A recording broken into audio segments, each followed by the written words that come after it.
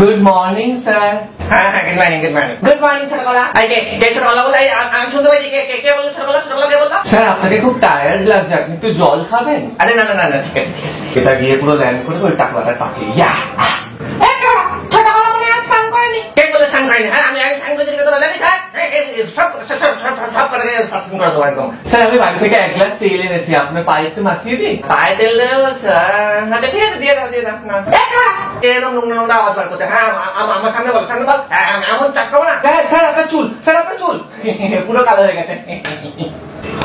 Sir পেতেছে বললে এটা কে বললো? আমি একটু পুরো ক্লাসকে শাসন করে দেবো।